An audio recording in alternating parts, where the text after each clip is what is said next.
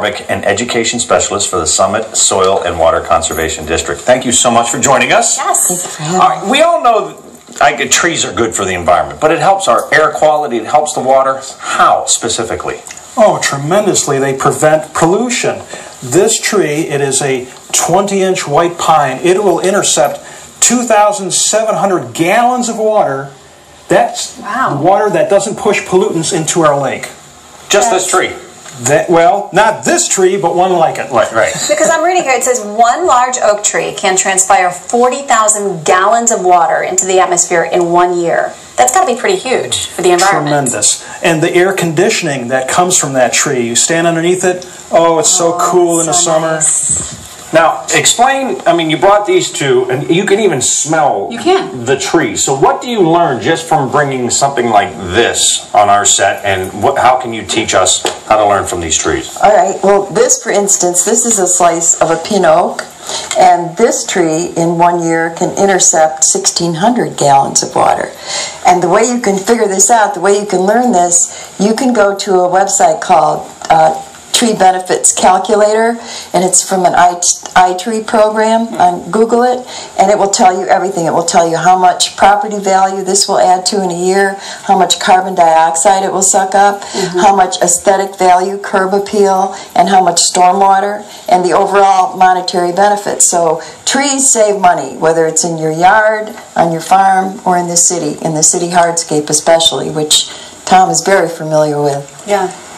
And when we look at this tree, just think of a whole bunch of soda straws. So you're actually seeing the ends of the soda straws. And these draw up water, and they draw up carbon dioxide, greenhouse gas. And these are the filters of our atmosphere. Okay. These are obviously like really big, mature trees. Right. Okay, so we know it's good to plant a tree, but how quick does a little tree that a big impact?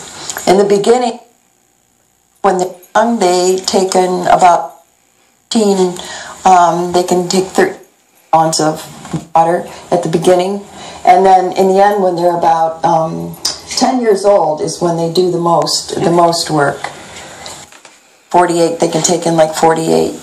How many trees, or is it true that if the more trees we plant and they get this size, they get that size? I mean, we've talked about for years the deterioration of our ozone layer.